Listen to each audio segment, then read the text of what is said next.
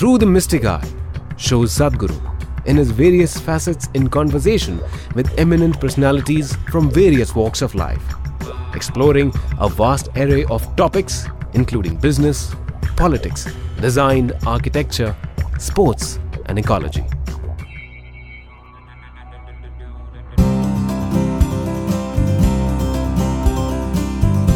Delighted to be in conversation with Sadhguru. What we'll do today is explore moral dilemmas, various sorts, particularly with reference to the corporate world. Extremely important that successful people send a clear message, success is a beautiful thing. It is not a suffering, it is not a miserable thing to do in your life. If this has to happen, your expansion has to happen by embrace, not by conquest. A lot of people have not strived for their success. They are successful by chance. That's why they're euphoric and depressed. If they had crafted their success, you would know the mechanics of success. It doesn't matter what's happening today, you know where you're going anyway. Nobody can take that away from you. The way we have structured our economic process in the planet is such that if we fail, we will be depressed. If we succeed, we will be damned.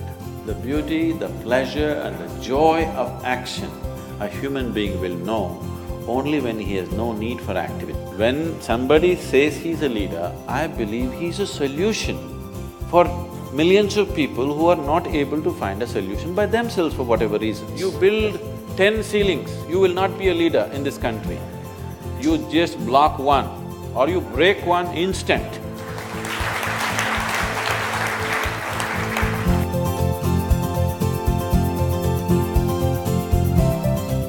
You are in the spiritual realm, and I'm anything but spiritual, I'm in the completely temporal realm.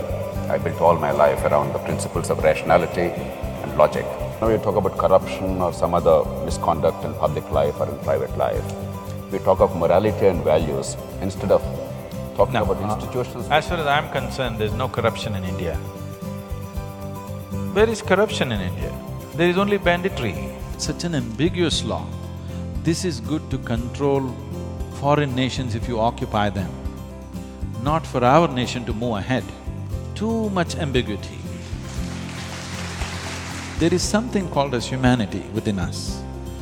If you stir up this dimension which we call as humanity, when somebody is feeling very human, he doesn't need morality, he will be fine the way he is. This one quality set us apart from the rest of the world, so outside world recognized as one nation, though there were so many political entities.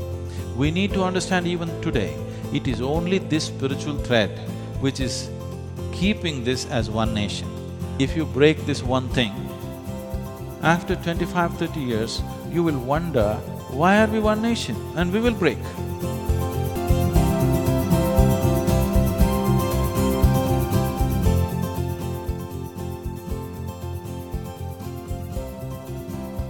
But this question persists, am I living a dream or is this reality?